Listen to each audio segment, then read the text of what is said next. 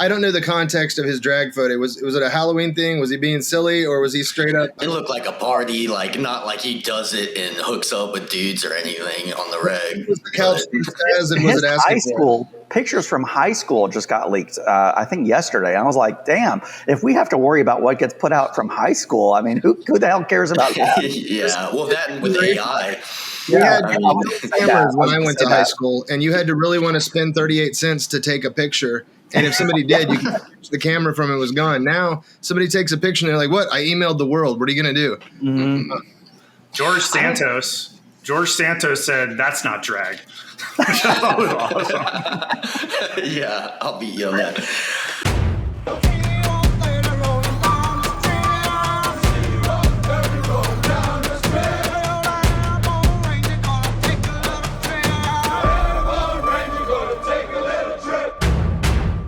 Hi, everybody. This is John Coney back from Real Veteran News, here with three friends for our 4-person veteran news analysis show focusing on news important to veterans, government, military, war, conflict, all that stuff. It's going very good lately. The show's getting better. I got a new digital asset that I'm going to have coming in soon. It looks good. Got new friends coming on the show, and we're continuing. I'm so far successfully getting at least one liberal per show now, which is making it just a lot better show. Everyone likes it a lot better. And even when I'm watching it, I'm like, yeah, this is like really coming together. So a guest today is first time Robin Biro, who was an Army Ranger, same time as us. And if you're at RSTB, then you were probably, down at Fort Benning. So we were basically like right there at the same time. Didn't know each other, obviously, but reached out to Robin and I told him I needed liberal help, and he's helping out. Good Ranger buddy. And we do have our liberal diversity this week, although we have 4 Army Rangers, so it's just all Ranger today. So Perfect. I love it. Enough to clear a room. Yeah, right. All right. So we got to introduce ourselves real quick before we start on the news. Why don't we start with Robin, since it's your first show? Robin, would you like to introduce? Yeah, sure. I'm Robin Biro. I live here in Atlanta, Georgia, with my 2 sons that I adopted after a death in the family. So I'm doing the whole single dad thing. I served for 10 years. 5.5 of that was active duty, and then 4.5 miserable years of Army Reserve. And I go on TV usually 5 to 7 times a day just to give a Democratic counterpoint. I used to be Obama's campaign director back in, 2008. So that's how I got my start. Okay, cool. Well, successful Obama campaign. All right.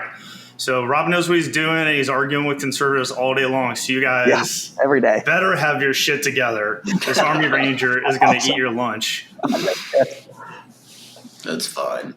Okay.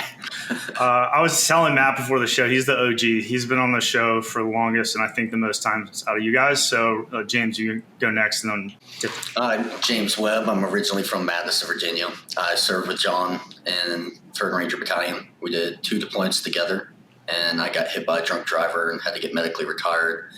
And I got into introducing veterans to agriculture, outdoor recreation, most notably through horseback riding. And now I'm here in D.C. with John, going to college. Hitting the books. Yep, hitting the books. Tipton, you want to introduce yourself? I'm Dr. Matt Tipton. I was in 3rd Ranger Battalion from 96 to 01. I got out, went to paramedic school, worked my way through medical school, and now I'm practicing in West Tennessee and Mississippi and a little bit all over the Southeast. I think it's my 3rd or 4th time on the show. Yeah.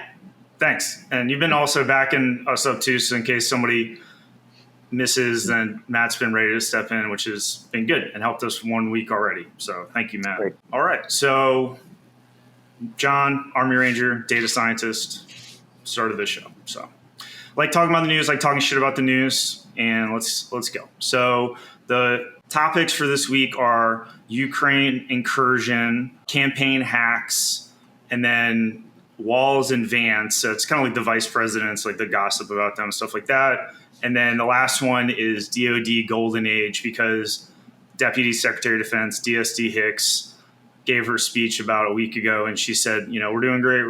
We're changing everything. So we're just going to discuss that because there's this optimism thing going on around technology in the Pentagon. All right. So first topic, Ukraine incursion. Last week, the Ukrainians did a surprise assault on Kursk Oblast, which resulted in a furious battle. A lot of Russian soldiers in that area.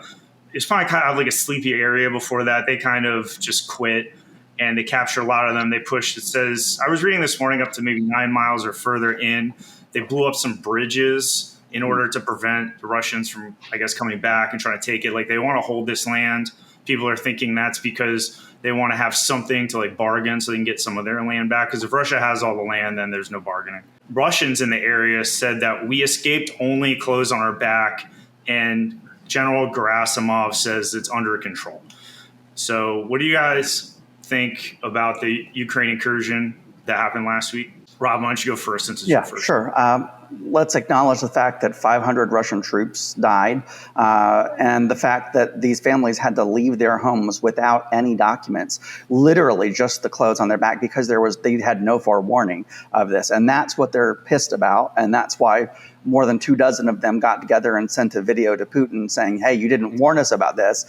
We have nothing. We have no passports. We have no medical documents, nothing literally but the clothes on our backs, and no money. So, I feel bad for these families. I think that Putin should have addressed the threat and not tried to downplay it and play strongman here. James, what do you think? I think they're definitely right to be angry.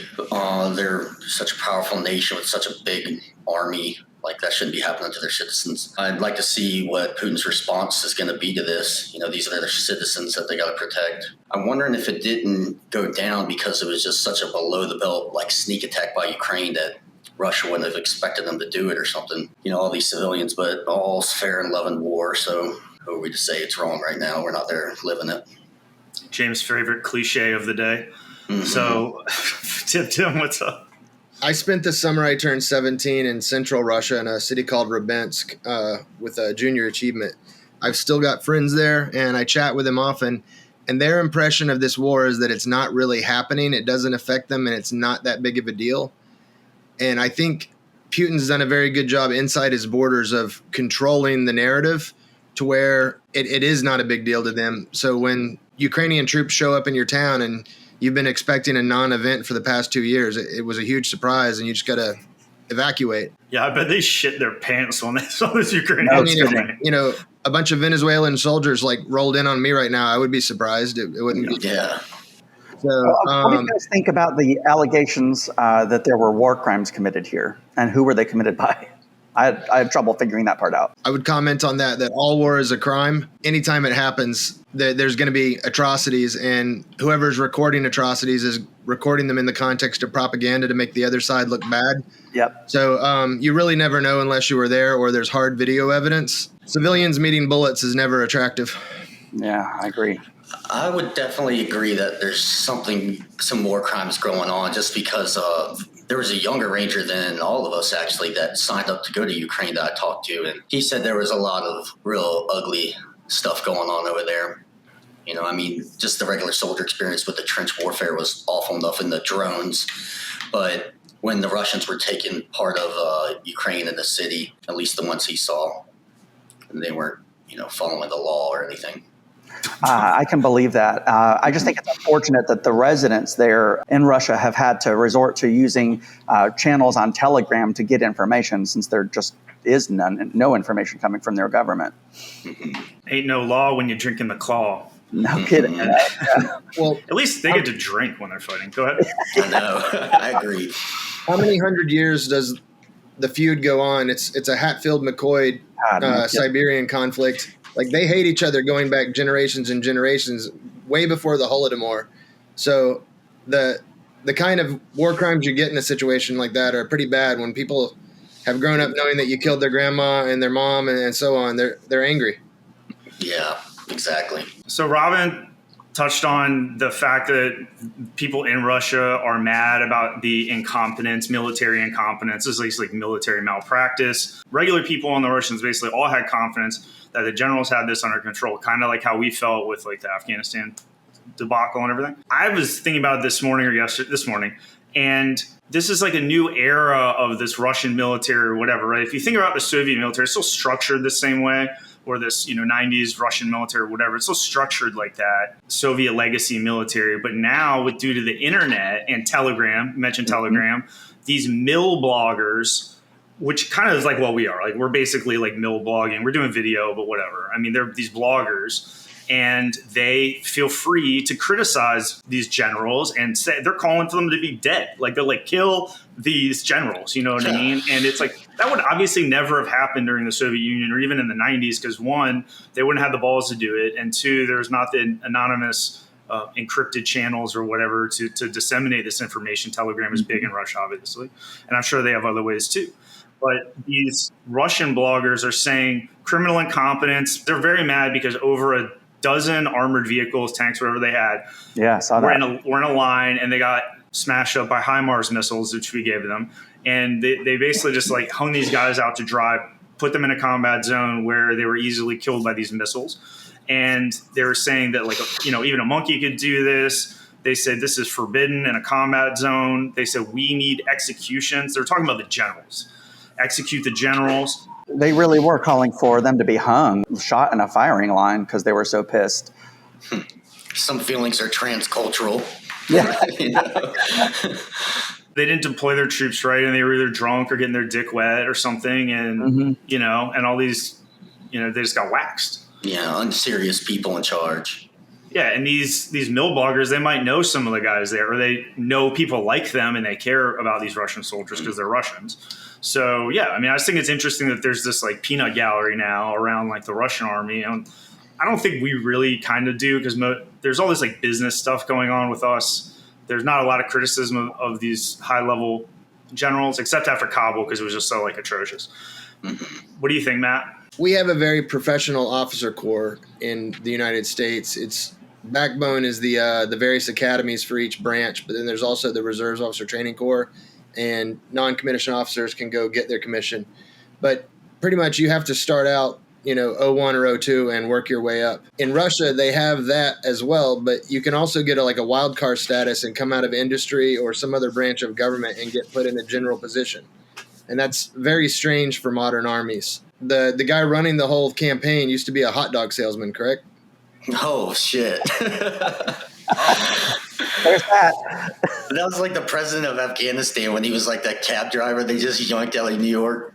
Zarqawi, or not Zarqawi. What the hell is that dude's name? I'm not saying great leaders can't come from nothing or even from another field. It's just strange in a modern army to be able to cut in from the outside.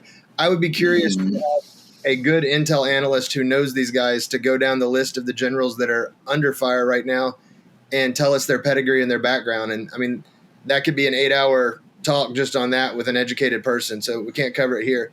But, you know, since I've been a private, I've heard people talking smack about officers. You know, ultimately you are responsible for everything your unit accomplishes or fails to accomplish. But I do think Putin will ghost some people. Yeah. More folks might fall out some windows. Yeah. With their hat on and their wallet in their pocket. All right. Or no, they commit suicide. Okay, so the Russians are vowing a tough response. They're trying to project calm to these people, be like, hey, we got this under control. They're wheeling around a bunch of essentially infantry troops from other areas in Ukraine to reinforce that area. Hopefully they want to take it back. I think what's happening is the Ukrainians are going to basically doggedly hold on to this. Like they're just going to set in there and be like, you're not getting this back. You know, that this is like their nugget right now. It's going to be this big battle where all these Russians wheel around and then slam into the Ukrainians, and then probably the Ukrainians are going to reinforce, and who knows what's going to happen. But John, I agree with you, your assessment too, that I think this was a power play move on their part, probably the only move Ukraine could do as far as negotiating to get some of their own land back. I mean, I was surprised when I saw them making this, but it makes sense now when you consider all the pieces of the puzzle. So the Russians are sending in 2 paratrooper battalions, 2 motor rifle brigades, 2 to 3 motor rifle regiments, along with additional infantry, basically. Just different types of infantry. Like, they're really embarrassed by this, and so they're prioritizing this, so there's going to be a big battle there. Okay. I was wondering what his response was going to be because it was kind of an embarrassment. Motor rifle battalions, oh, that sounds cool. I was thinking that too. They got like motorcycles and stuff. I wonder how the airborne operations will go, actually. That would be interesting to see if they lose a bunch of guys to injuries or if they pull it off. I don't think they're going to do an airborne operation. I think they're just going to I mean, the airborne formations are essentially a little bit more elite troops, so they're going to probably have them at like critical points to try to punch through. Lame. They should do. Oh, you want to jump into Ukraine? You're fucking tough as shit. I want to see them do it and see how it goes. Yeah. You want to watch them be tough? Okay. Yeah. So I would say the average Ukrainian worker and the average Ukrainian soldier has more in common with the Russian soldier and the Russian worker than any of the elites on either side, Zelensky or Putin or whoever. It's a positive thing that average Russians are calling for the ousting of generals and not return atrocities against Ukrainians. That gives me hope for humanity and that the war could end peacefully and you could have reconciliation afterwards. Because I do worry about escalating atrocities in a situation like this. Oh, yeah, definitely. Yeah, that guy who went over there, he said there was mass graves and stuff. He saw them burying them with bulldozers and shit. So, of course. Mm-hmm. What are you going to do? Is his name Walz, or can we get him on here for an episode one Sunday? Yeah, I'm going to see if he'll come on. He's thinking about getting back in, so I don't know how it'll affect him or not, talking about whatever. Well, he was a civilian when he did it, so it wasn't anything, OPSEC in our regard. Not really the greatest thing that they evacuated Kursk 6 days after these attacks began. I know, like, would you evacuate by then, They're also reporting that the Russian military was warned at least a month in advance and that they knew that something like this could happen. They said, do not panic. And then the people in charge know what they're doing, which is what they've been telling us on Afghanistan the whole time. The reason why I was sitting in Afghanistan going on missions every night playing video games and like just chilling is because I thought the motherfucking generals had a plan and knew what they were doing. I mean, obviously they're not going to tell us, but they're like sending us on missions every night. So it's like, you know what I mean? You assume that these guys are on their game, right? And so they assumed that, they would be able to defend against the little Ukrainian attack or whatever against the homeland, and they did not. And I think this is very similar to October 7th because the Israelis knew this October 7th thing was coming. They've been attacked 50 years before on the same holiday. The same thing had happened before, and the women on the front lines were warning them that people were acting funny along the border. The female intel analyst in Elite Unit 8200, she was warning her superiors. They told her to shut the fuck up, and they got their people waxed. And it's kind of like the same thing here. I don't think Pearl Harbor. I'm hoping the Ukrainians aren't mowing down women and children here, whatever, because they're obviously going to be under a microscope. But maybe they are. I don't know. But just like not listening to the people by these higher ups is endemic, and it's really bad in our bureaucracy and in our military, in my opinion. What do you guys think about the warnings? Robin? Yeah, one thing that gets me is that Putin lied and told them that they killed 1,300 Ukrainian troops when only 1,000 had advanced even. So they're being ridiculed, actually, by the mill bloggers because of the blatant lies. And that's not a good thing, not a good way to instill faith. It's accountability. It's good. Yeah, it's great. Yeah, right. What do you guys think? I've been following the day-to-day of this less and more thinking about the macro stuff. A huge amount of the world's grain comes out of both Russia and the Ukraine. And yeah, true.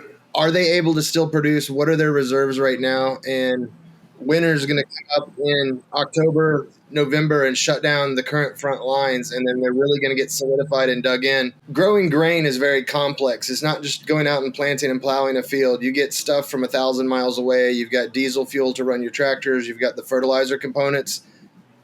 Year to year, how long before the breadbasket can produce what it does? Because a lot of Africa and Asia feeds off of those grains that are being made. I'm worried about what happens there over the next 5 to 10 years. It's funny. I was actually reading about that, where the surrounding countries like Hungary and all them, they're having an embargo on Ukrainian grain because usually all the grain that goes out through the Black Sea, they're trying to send it through the land, and it's going to drive all their prices down too much. So they're still like keeping it out, and it's going to be all this grain just sitting there rotting. And that does affect futures because with the crops, they're planning out like 2-3 years in advance because they store it and stuff. Right. So we're talking about minor battles where 1,000 guys may or may not have died. But then if millions die all across Africa and Asia because they starve to death, because of what's Yeah, going exactly. on in Ukraine. It's All of this insane. is affecting us too with diesel reserves, and diesel trucks, of course, are used to haul our food around. And that's part of the reason why we're seeing such high costs in the grocery stores here, is what I'm told. My brother plants corn and stuff and soybeans, and their biggest thing has been the fertilizer the past few years. The Ukraine thing kicked off. Obviously, the diesel prices, have gone up since, COVID.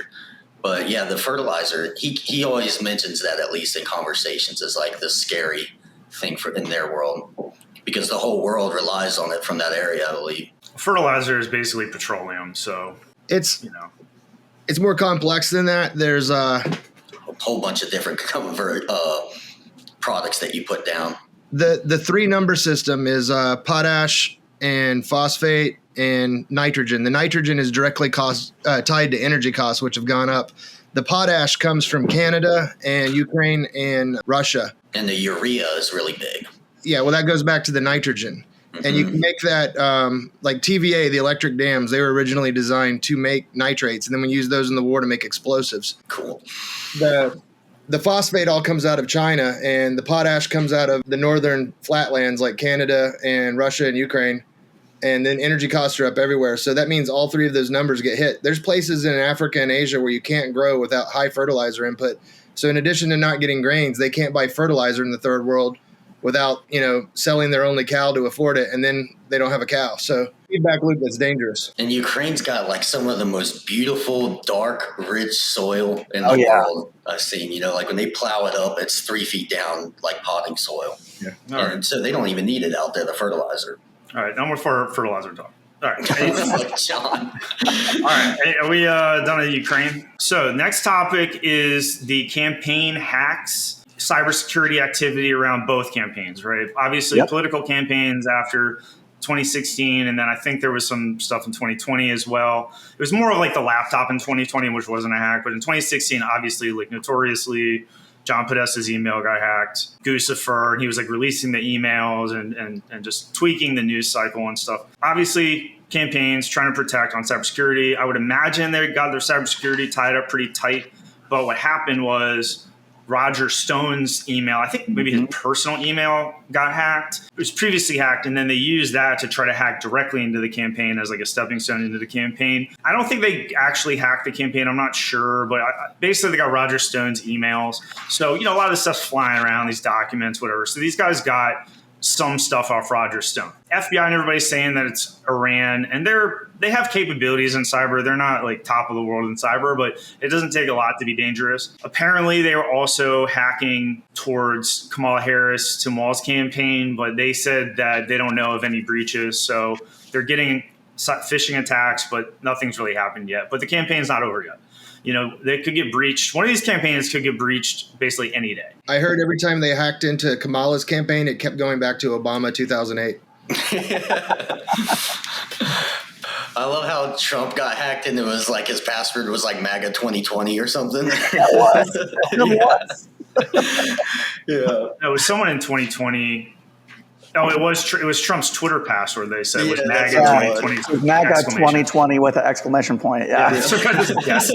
It's like something I would do. I just want to say the big difference here is that in 2016, those were leaked to WikiLeaks, and they took on the job of getting those out, disseminating those, and getting those out into the public. The difference here is that the Iran has leaked these to Politico, and so far they've exercised journalistic integrity to my surprise and not shared anything. Nobody wants to share anything that's in there. And furthermore, I don't think they need to, because Vance is sort of underwater right now. I mean, I don't know that 271-page document's going to do any more harm than what he's doing to himself. Well, they said that Washington Post has a policy of no hacked materials. Yeah. The others haven't used. They also said that it was boring. They said there wasn't even anything good in there. So they're like, we're not gonna bend over backwards and publish your shit. Like, you didn't even hack anything good.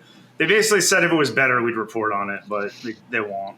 I have no doubt that it's just pure garbage. I mean, 271 pages. I mean, we've seen over the last week some just absolutely asinine stuff about Vance. And honestly, as a Democrat, I could really care less that he dressed in drag in college. You know what I mean? That's it makes it more appealing. I'm like, I did that shit, and I look more like a skank than he did. He looked like a sister wife. Could you imagine reading Roger Stone's emails? Like, that's so boring. Like, you couldn't pay me to do that shit. I don't think most Americans care about a leaked email unless it's like smoking gun, like a picture or a video of you digging a hole and pushing a body into it. Mm-hmm. The Podesta emails were quite bad, in my opinion. When I'm arguing with people about it, they're like, oh, it's no big deal. And you're like, I mean, even if we don't know what this coded language means, it's disturbing coded language. But again, I haven't seen Stone's emails or what he said. My emails would be incredibly boring because I don't talk about anything interesting in them. It's like, what time are we getting coffee tomorrow to talk about XYZ? Okay, yeah. And then later you're like, XYZ is done now. And it's just straight up business.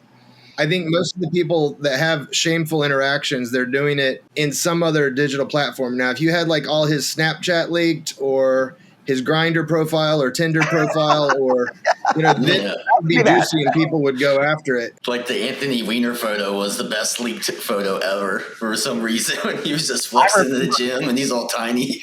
And you all remember Hillary Clinton like saying, oh, no, my email is nothing but talking about wedding plans for Chelsea, which was bullshit. But I mean, that was laughable on his face. Yeah, that'd be the one I wanted to read way back then when she was like bleaching her cell phone and stuff. We're like, there's something there. I think a lot of that stuff, honestly, is just, people getting paid behind the scenes. Like everyone does it. I forget the celebrity that had her nudes from her phone were hacked, so she just released them all on like an OnlyFans to make money off of it. Oh, genius. Yeah. I think that's what Stone should do. He'd be like, hey, I'm going to have a third party publish everything on a page and you guys can read through it because there's nothing there and just put the story to bed. Smart idea. Of course, nowadays they can find something to get you on. You give them like anything to work with. It's a scary kind of system if you get the right people on it. If the four of us were going to conspire in high politics to do something illegal, this wouldn't be a good format to do it. We're all four being recorded right now. I feel like we have the sense to go out in the field and have a bonfire and drink a beer and talk it over face to face. And I feel like if Roger Stone or Trump or Hillary Clinton or anybody's going to do something like that, they're at least going to take the effort to put the server in their bathroom and not use a government server. Yeah. Yeah. In the Roger Stone emails, there was this document about why JD Vance sucks. And the main points in it are that he's inexperienced. He's in favor of a nationwide abortion ban, which is pretty obvious. He's against childless women, which makes me think about Nikki Glazer's stand-up where she hates kids. But you guys gotta watch it. I feel great tonight. I gotta tell you, it feels good to feel great because I've been feeling pretty bad recently. I've been battling a depressive episode, but I'm out of it. It was bad. It was a postpartum thing. My friend just had a baby, and so I've just been mourning the loss of that friendship. She gone. Anyone else losing friends to babies? Yeah. Sucks. Is anyone else secretly hoping those friends lose their babies? Because that's where I'm at. I feel bad about it. I don't say this to them. I just think it as I blow out my birthday candles. But you can't help what you wish. It's not funny. My friend just got pregnant from in vitro. She was telling me about it. She was like, I spent $30,000 doing in vitro. I was like, I'll pay you $40 to get an abortion. Like, if you want to make money on this deal, I'll Venmo you right now.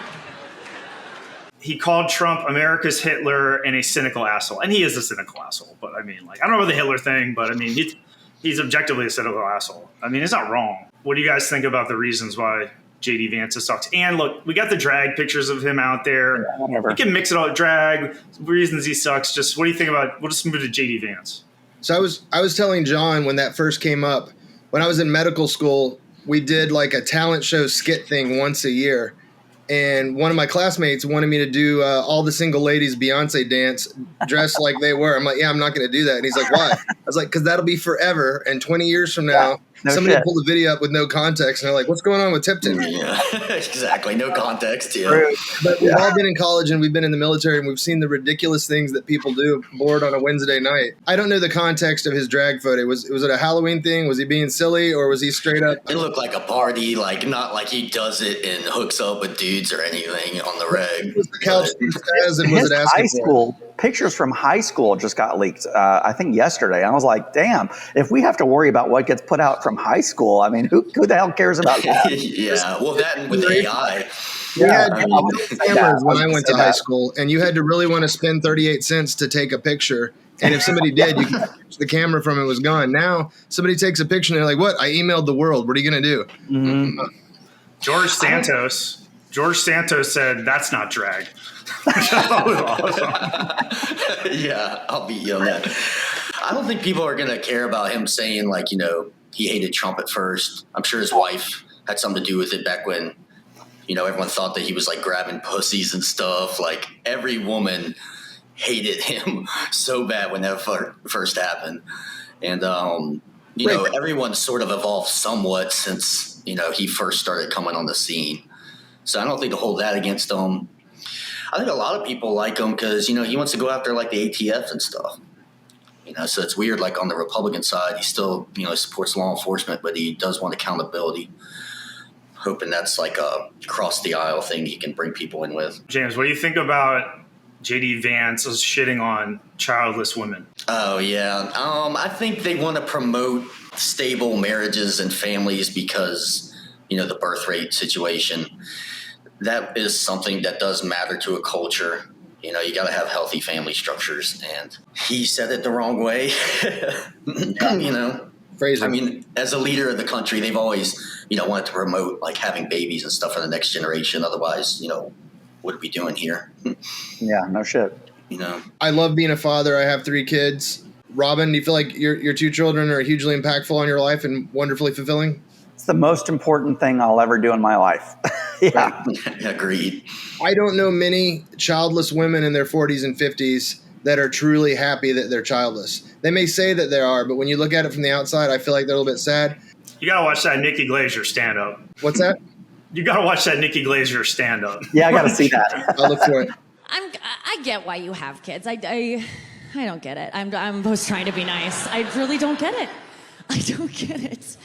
I mean, I do think there is something different than me and people who want kids. I think I'm different than people who want kids because I'm smart. I think that's mainly it. I'm a more intelligent person and I think things through. No, I don't think that.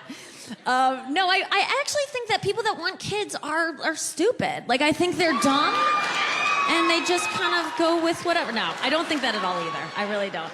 Listen, I get why you have kids. I'm not so naive. Like, it's because you love them. It's because that's a great feeling to feel the love that you have for your child. It's a feeling I've heard of, and it sounds so good. And I might not get to feel it. And sometimes I get bummed out by that. I'm like, is this a human life worth living to not feel that great love? And then I think about, you don't get to feel every feeling in life that's good, Like, I also have no plans on doing heroin. Like, I hear that feeling's pretty great. I hear it might be better than the kid feeling, to be honest with you. Because I know people who have kids who do heroin, and they're like, kid Schmids, like, leave him in the car. Let's go get more heroin. Crack a window. Actually, bring the kid. Let's sell it for heroin. Like, I don't care about this kid because I love heroin. Yes, I die for my kids, but I will die of heroin. That is certain. So, I don't know. Who am I to say what's going to happen with me? I could change my mind. Like, maybe I just haven't met the right person yet to do heroin with, but I just... And I would say the same to my male colleagues. But with a man that's in his 40s or 50s, he can go find himself a 25-year-old and do a reset and get a young new wife and still have children late in life. When you're 45 or 50 and female, you can't. And that's not a criticism. I mean, that's just biology. We're stretching it with modern science. There's, in vitro, and you can spend lots and lots of money and, have a kid in a very dangerous way when you're 50. I think what he said was contextually correct, but the phrasing and the way he said it was mean. Right now, there's a lot of women that vote Democrat, at all ages, they lean more Democrat. And a lot of it is they think men are controlling of their bodies. Republicans don't need to be making these unforced errors. And that's what that was. It was an unforced error. It's a doofus. So, I mean, Yeah, didn't really do this shit. I think that overall, J.D. Vance was just an overconfident pick back when everybody thought Biden was going to run. Such a bad pick. So did I. Yeah. I mean, that was Don Jr. pushing it, and they kind of overplayed their hand. And Biden had to step down once the shit got real after that debate. Yeah, the shit got real. Yeah, it got very fucking real. So I think it's, let's go ahead and acknowledge that polling kind of sucks, but it does show right now that J.D. Vance is polling worse than any VP pick in the last 20 years. So I think he's a drag on the ticket. But I still assert that vice presidential picks don't matter a lot. Yeah, of course. I spoke just about the crudeness of his comments. And I think going back to Trump, I know a lot of women and, kind of moderate men that'll say they like some of what Trump does. They just don't like how nasty he is about it. I feel like being presidential and polite and reserved, like Obama is a wonderful speaker. I disagree with him fundamentally in almost everything. But when he talks, he has a soothing voice. He's calming. He's just good with language. And I don't think he ever says stuff that's hurtful, even though I think some of his policies have hurt people. Trump does a lot of really, really good policies, but he'll just straight up say, call Rosie O'Donnell a fat, disgusting pig. Maybe it doesn't sound nice when a possible leader of our country or former leader of our country is denigrating large subsets of people. The decorum is lacking. Well, you brought up the thing. The other thing that liberal pundits tend to do is they will misquote him. He wasn't talking about assaulting women. He was in a locker room conversation basically talking about groupies. He said, when you're rich and famous, they will let you do it. And you can talk to any rock star. That's absolutely true. There are girls lined up in the backstage area wanting to hang out and do stuff. Yeah, I think that's why he talks the way he does. He never had someone be like, stop talking like a jackass. Stop fucking talking about Trump. We're talking about the vice president people here. I'm just in a bigger context. I'm saying it's boring. No one cares about grabbing by the pussy. We're talking about the vice president right now. J.D. Vance, Tim Walz. No more Trump talk. I'm saying Vance made an unforced error by saying that. He could have said, we have a real problem in our country of women choosing fake careers where they get a master's degree in political science and then never work it. And by the time they're done with all their education, now they're too old to have kids and they end up as spinsters. You can talk about stuff that's occurring without being mean to them and calling them lonely, boring, childless cat ladies or whatever the actual words he said. He just made it mean when he didn't have to, and that didn't help him at all. The women on my timeline seem pissed. I'll tell you that. They're still not over it. James, as a lonely cat lady, what do you think about J.D. Vance going after your people? Like I said, I think he was just trying to change our culture from what seems to be a denigration, with the family structure. So he's trying to push marriage and, in his mind, these women get these degrees and, women usually want to date a guy who makes more than them. So they're sort of narrowing their field by the more they're making in the career field. But I don't know. I don't think it's going to matter that much. Sometimes these comments do, though. They set off half the population. I think that's what Doc was getting at with pussy grabbing thing with Trump. Is that almost? I said no more talking about fucking Trumk, you motherfuckers, thread, dude. Stop fucking up my goddamn show. He's Trump's VP, dude. All right. Tim Walz. Okay, I personally think that JD Vance sucks, and when he debates Tim Walz, if Tim Walz buries him, I think Trump fires him, gets someone new in there, and tries to revitalize this shit. Because this JD Vance thing is not helping at all. No, it's not helping. But I want to say that the ballots have already been printed in 3 states. So that's going to be a problem. I mean, I don't think it's a problem they can't find some way to overcome because theoretically, there's always the possibility that a vice presidential candidate or presidential candidate could die before the election. Now, we've actually seen there's been historic precedent for that. And in some cases, they still just have the election with the dead person on the ballot. We've seen that, right? We've seen dead people actually get reelected to office. Yes, there's a way. I thought for sure about 10 days ago that Trump was going to ditch Vance, but I don't know. Now, now that I know that the ballot's been printed in at least 3 states, I'm kind of wondering if that's even a possibility at this point. I could see him doing it right after the DNC's over to try to like steal. Or during it. Dude, during it, take the wind out of their sails. Something like he's going to do something during the DNC. He's going to try and steal the limelight. There's no official role of what the vice president does except tiebreaker in the Senate and successor to the president. What I would like to see the Trump team do right now is get RFK to give up and get a high-level cabinet position. The same for Tulsi Gabbard. I think they've already released their platform, and the Harris campaign has not released a platform. But if they had their cabinet right now, and it was a panel of rivals and experts, I think that would make up for any detriment that Vance puts on the campaign. So, put RFK in charge of Health and Human Services and the environment, and that's his 2 goals. And he's going to get a certain amount of funding and assistance for that. That's his strong point. I think RFK is a brilliant speaker. I think he has a lot of great ideas. I think he's got a few kooky ones. I don't like him on gun control.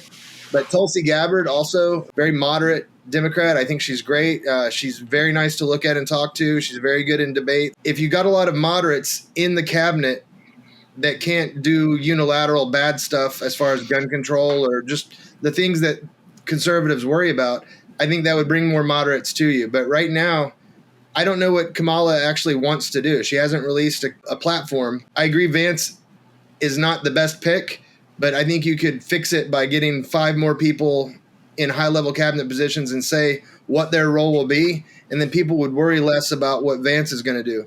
Now, I can see somebody that is worried about a Handmaid's Tale scenario that the day after they're elected, Trump dies, and then Vance is the new worse than Trump czar that's going to be like, okay, we're not having any more elections, and all the fertile women have to come live in camps. Can't do any of that, but people create these scenarios in their head and then hurt their own feelings with them, and we have to deal with that at the voting booth.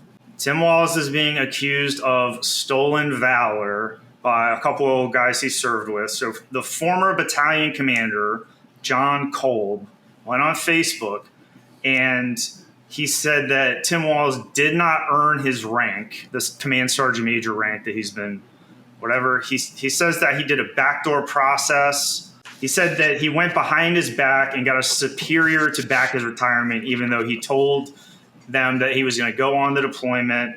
And then he's like wearing this rank that he didn't earn.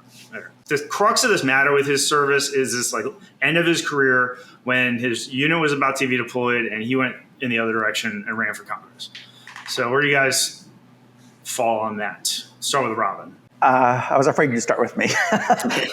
This is a net drag for us. This is a net negative. I've been having to address this every day, all day long in conservative media. And what I've been saying is that he should have gone to command sergeant major school, for one.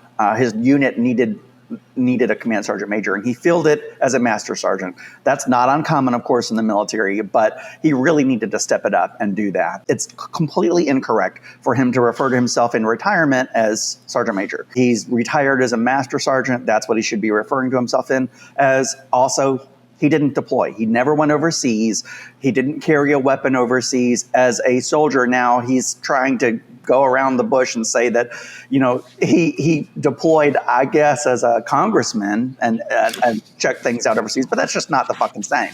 I'm pissed. I'm mad. We've been having to answer to this and get into the minutia as Democrats. And, what I've been saying on TV is, look, 1%, less than 1% of the country serves. I'm glad that either way, whoever gets elected, whether it's Trump or Harris, that we're going to have a vice president who served, and thank God for that. Yeah, he definitely messed up. We all know what this means. We all first met up in a parking lot with a bunch of strangers and said, I got your back.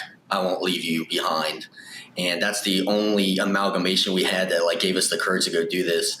And it's not that you have to go to combat to have served, but when you lie about it, it's horrible because you probably know people who have, and you actually know how bad it is to do that because you know what those people go through more than the average citizen. And a lot of people try to rationalize, be like, well, I'm speaking on behalf of those soldiers that do feel that way. It's like, it doesn't work that way, buddy. And most of us don't feel the same as you do about a lot of issues, like on that side of the ticket. We do believe, in having each other's back and going all the way, if you're going to say it. At one point in my career, I was acting weapons squad leader as a Tab Spec 4 because he wasn't there. I've never told anybody that I was the weapons squad leader of a Ranger platoon. Yeah, exactly right. Right.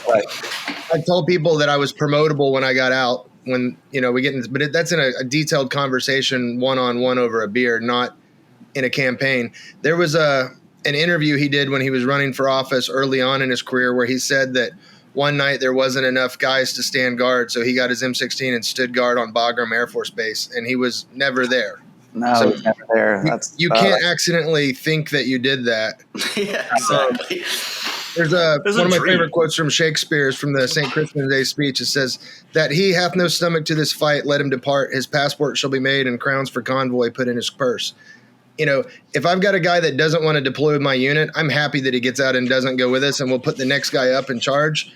But, he would have been a sergeant major had he done that, because by the time he got back, they would have had the paperwork through. But he was an E8, and he never went there, and he never stood guard at Bagram. And I feel like that only means stuff to people who are already going to vote 99% Republican anyway. So that's not going to kick him out of the race, and nobody really cares. So that speaks more on American culture, that people are all right with a guy doing that and not being accountable for it. One senator lied about Vietnam, and he's still in. Well, I got to say, the memes from the left on this are super cringy because I'm seeing that, he earned command sergeant major rank. And I was just like, oh, God, it's hurting. This is hurting. Robin, all memes from the left are cringy. You guys cannot meme more. God, so cringy. For my analysis, the way I break it down is that there's basically two issues. First issue is he didn't go on this deployment. Okay, that's one thing. Second issue is this thing with the rank and him after service explaining his rank at the end of his service. So two issues. With the deployment, he's obviously anti-war. I don't think he was scared, and I think he did the right thing in not going because he obviously didn't want to go. He didn't believe in the war, and those young people deserve to have a command sergeant major that was for the mission. Okay, and so I think that was fine. The fudging the rank afterwards, you can make a debate about it or whatever. He obviously didn't realize he was going to be under a microscope because of the vice president thing. So he did this when he was younger. He obviously wishes he could clean it up probably. But yeah, I mean, especially if you're a politician or something, any military person, like when you get out, you should be very circumspect about what you say your rank was, what you did, where you were, or whatever, because you go popping off of this shit, especially if you're in politics, eventually someone's going to check up on you. You get away with it for a while. It's like gambling or drunk driving or whatever it is. It's some risky behavior where it's like, I get this little thrill by being like, I was a command sergeant major. And then everyone's like, ooh, just don't fucking do it. They have videos of him saying these things. It's so embarrassing. It's a thrill. I mean, that's obviously why these people want to do it. Then obviously you got those kids that they dress up in the whole made up uniform and everything. It's a thrill. Like they just get a thrill out of it. It's like wearing women's underwear or like whatever you're into. Yeah, kind of. Like we're all learning a lot about each other. I do think he's going to beat the brakes off of JD Vance in that debate. It could be interesting. What I hate, though, is seeing, anyone's service get denigrated because I've seen J.D. Vance's service get denigrated. I've seen people on the left saying he only served 4 years and he only served in an air condition. I just want to celebrate the fact that no matter who the hell wins, we're going to have somebody with some military service as VP. Yeah, I will say J.D. Vance didn't exaggerate his military service. He just did it and got out or whatever. And he doesn't make up shit. Like, that's good. V4 or whatever. But he conveniently says Marine, like everyone thinks like Iwo Jima. Come on. So he's kind of guilty of the same thing a little bit. No way. When I was a Marine, just saying everyone's thinking Fallujah. Public affairs officer, right? Yeah, but I mean, let's not get into that. I know, and he's allowed to do that. Yeah, everyone does it a little. The other guy wasn't a command sergeant major. J.D. Vance was a Marine. Like you're allowed to say I was a Marine. That's fine. Yeah, you are. I mean, I just know that for the next 79 days, I'll be answering to this on conservative media, and it's painful. That's how your bread is buttered, Robin. Yeah. And it doesn't really even matter, honestly, because he's the VP. If he was president, I'd worry, I guess. But You've seen the comedy podcast where they put the people in. no, I want to watch it though. It'd be horrible. It'd be like Ryan Reynolds and Blake Lively, and it was like, do you like her movies or whatever? I would like to see both the vice president candidates do that and talk about their military service on a lie detector, and like just have the guy behind them going. Yeah. All right, last topic is the DoD. Like I mentioned at the beginning, DSD Hicks, who's the second most powerful person in the Department of Defense, was giving a keynote address at the convention center in DC during like AI week or some shit. And they printed it on the DoD website. And then there were a couple of articles about it, about the claims and stuff that she makes in it. I don't really have a problem with her. She did say in it that she's been in the DoD for 30 years. And I think she's probably a fine person, but we need people that have like been out and in other parts of the world, the government, done different things, bring outside experience, civilian experience into this. Like not everything has to be this lockstep DoD contracting monstrosity. And like you have to know the ins and outs of all the contract bullshit and all the budget and all the, all that shit. I just don't believe in that. I think we need to bring in like fresh blood and mix those people in with these career type people because they do understand how it works, but they're not good at innovating and they just can't really see the future, in my opinion.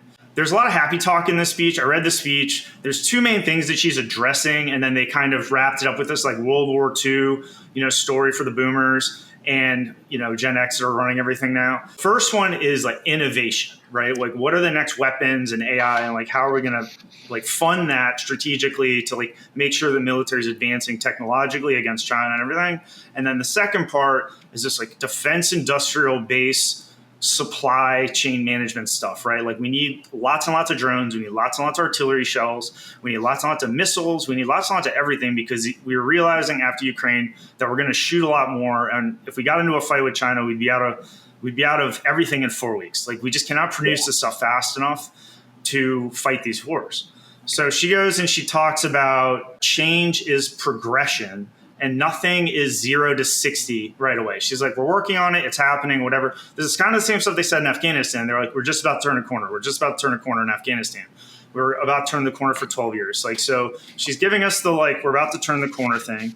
She highlights certain things that have happened in the last couple of years since Biden, flexible acquisition, innovating contract tools. But I mean, these are words. Anyone could just say this shit. Anyone can say innovative contract, blah, blah, blah, blah. You know what I mean? It could just be this micro program, but everything else is going the same as it has always been. One big thing that she's talked about is Defense Innovation Unit, which is important out in California. Typically, I don't think they've really done that much, but they just elevated DIU to report directly to Secretary of Defense, which cuts out some layers there. I don't know if that helps. Like that's their solution for everything. Like put another star on his chest, elevate this, make another layer of bureaucracy, whatever it is. But they think that DIU is going to do a good job, but that's debatable, obviously.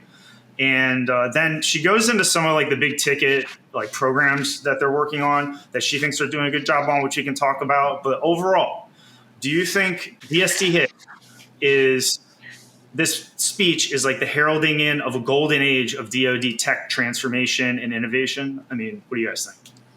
Who's first? The problem, in my estimation, of DoD spending is when we started with the DoD, it was Knights Templars sworn to austerity and patriotism and fighting the mission.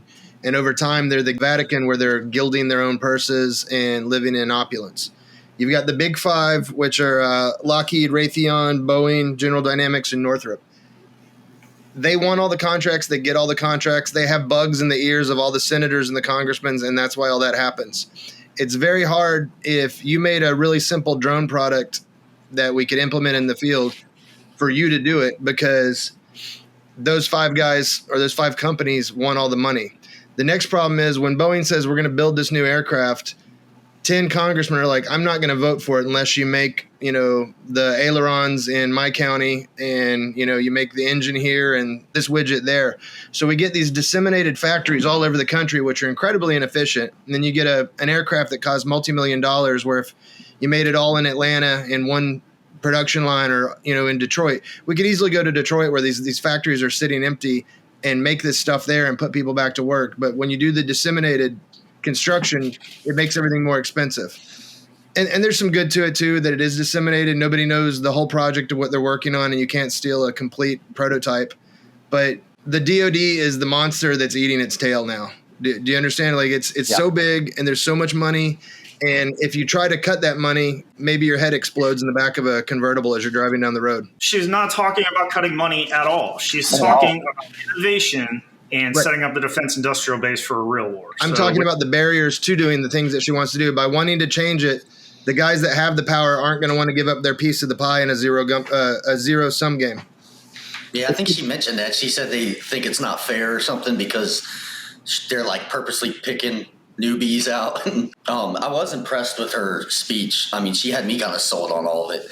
When she mentioned FDR, 18 months prior to Pearl Harbor, he noticed that we need to revitalize our industrial base.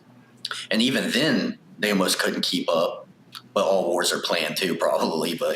And then when she talked about basically it's streamlining all the tech, which is what you're going to need to get some new shit that works. I remember, even though we'd have cutting edge technology, usually the shit would break or it would suck compared to like a civilian counterpart of something. I'm kind of excited to think that we'll be able to bring like the nerds in to help us, because the new war is that it's drones, it's remote, and we're going to have to keep up with what's going on. We've got to be on it with technology, and I had no problem. Look, I know you don't want me to talk about Trump, but I'm glad that he stood up Space Force, and I'm glad, honestly. I read her entire speech; it's very long, but she talked about all the transparency. So I'm glad that they're being very transparent with the amount of spending. But let me talk for a second about the spending. I just want to point out I'm a deficit hawk. So the U.S. national debt right now is $35 trillion. The debt per citizen is $104,284, and the debt per taxpayer is $268,259, and we're passing that on to our future generations. So I'd love to see them rein in a little bit of the contractor spending. I got these figures, by the way, from usdebtclock.org. I'm the only Democrat I know that's a deficit hawk, but it bugs me. We got some real liberals on here, man. All these reasonable people with their valid points. I was just saying, we're in a race. It's like the moonshot with the Russians, which was really about heavy lifting and firing nuclear weapons. But the race we're in right now with China for tech, either one or both of us is going to make Skynet. We're making stuff smaller and integrating the drones and putting AI in charge of them. I think we're going to end up unified with China trying to fight the monster that we created. Oh, shit. Yeah, that'd be an interesting twist. I think that what Robin's getting at with a debt clock thing, Mason would agree with. Nathan's my friend. He's the first person to do the videos with me before, back was just him.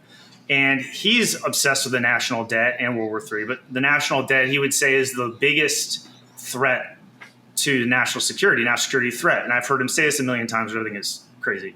But in my opinion, on the other side of it, is that we're in a zero-sum game, right? Like when you boil down all of global politics, it's us versus China, us and our friends versus China has no friends, but there's a lot of them. And our species is just like trying to get off the planet, and whoever gets off the planet first gets to export their language, their culture, their values, and so on. And it's going to happen over the next 500 years. And that's the competition here. We don't need to fight over dirt. We don't need to fight over island of Taiwan, or any of this shit. We need to get us off the planet and like get out there before they do and compete against them on that. And so when you say, okay, well, let's rein in the spending. If they don't rein in the spending, they can basically outpace us, get ahead of us, whereas we're trying to be fiscal hawks. But the only thing that matters is win or lose. It's a zero-sum game. It's either they win or we win. And, if they win, America is going to be written out of the history books. It's going to we never – in hundreds of years, people aren't even going to see our flag or none of this. World War II, all that stuff. Everything's going to be about China, how China is the leader of the humans and all that. Yeah. So, we have to balance this, how much we're spending, how much we're getting ripped off. We're going to get ripped off a certain amount. But we also have to spend against China, and they're cash strapped too. They don't have a lot of extra money, and we also don't either, but we can probably do it a little bit better than they. And our financial underpinnings are more sturdy than theirs, but they have better control over their economy, so they can take drastic measures if they have to, and they don't care about their people. So we're in this struggle here, and DSD Hicks is there. Programs, replicator program. You guys familiar with the replicator program? It's this innovative DoD contract vehicle to rapidly buy hundreds of thousands of cheap drones that like what they've been using in Ukraine. So that is very important. She was saying replicator is going well. So Kathleen, replicator better be going well in a year or two when it's supposed to be yielding fruit, because you just stuck your flag in the ground on replicator. They mentioned CJADC2 once, which is I think it's Combined Joint All Domain Command and Control, which is this esoteric kind of ephemeral web of everything talks to everything. We see the data of every system across the entire military as we fight and everything, which is kind of like a pipe dream. And there's been these slides been passed around or whatever about what it would look like, and the planes are talking to the trucks and the trucks are talking to this and that. Most military officers I've talked to don't think it's a joke. Basically, no, they do think it's a joke. Not really sure. They mention it, and she's like, we have real world progress on JADC2. It doesn't mention any of it.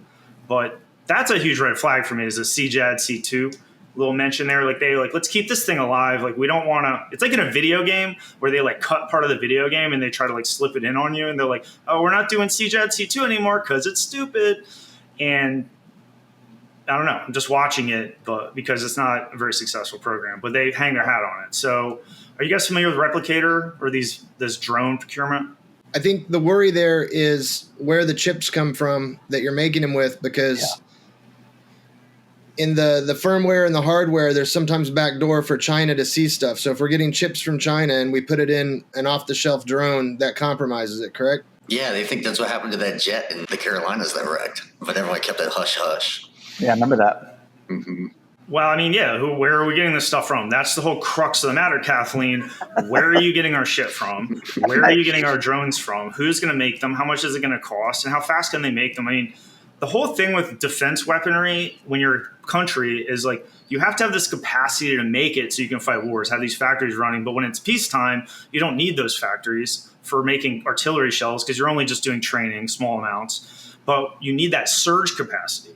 And you also need to have enough money for research and development for the next generation of weapons. And the only way that you're able to do that is by selling this shit to other countries. Because It's like, okay, we'll make artillery shells and we'll just like sell them until there's a war. And then when there's a war, we'll stop selling them and we'll still be making the same amount.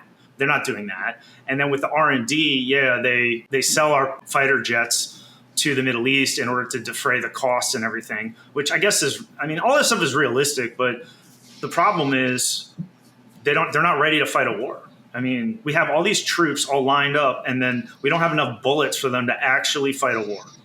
Not to mention the fact that we're not taking care of them after the war is over. But what do you guys think about the next war? My entire 4.5 years in the reserves after regiment, I think once we were able to practice with actual bullets, because all the rest of the time there was no money for them. We were using the simulators, so it's a real problem. My drill sergeant told me that. Yeah, my drill sergeant said they had to go like bang, bang, bang in their basic training, because the Clintons or something, The whole time I was there, only once did we actually qualify. Yeah. So that's the last topic. And it's been a great show. We talked about a lot of cool stuff, a lot of political gossip and Russian incursions and all that.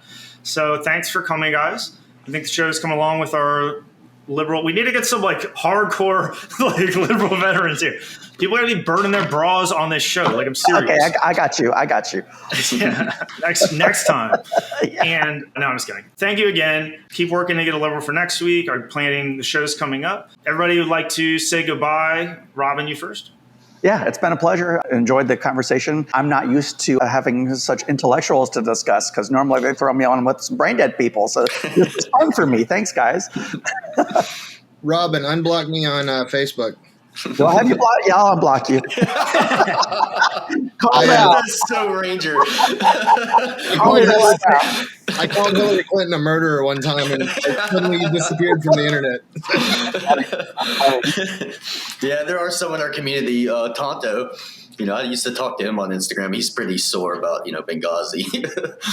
You were talking about getting off the planet. Do you know anything about space elevator? The elevator that goes to the moon or the space station, right? Basically, you get something beyond geosynchronous orbit as a counterbalance, and then you have a rope tying the surface of the Earth to that. And it takes the cost per kilogram to get something to space from about $20,000 to about $8. On paper, it works. It's a materials issue right now of making nanotubules that are long enough, and it's probably going to happen in the next few years. And whichever country gets one up first can put satellites into space so much cheaper than everybody else. They just win the economy of the space economy. That should be our Manhattan project right now as a nation, is to get the space elevator before China. Hopefully, DARPA or whoever is doing that we could talk about that. And I'm on a bunch of fan pages for it, and I know the science behind it. But if we could get a Space Force veteran, are any of those guys out yet, or are they all still in because it's so new? I'm sure there's Space Force veterans. But, all right. So would you like to say goodbye? Or? Oh, yeah. Goodbye, everybody. Great. James. Bye, guys. It's great talking to you guys. It's good meeting you, Robin. Like talking to you. Like you said, it's good talking to other intellectuals and sharing ideas.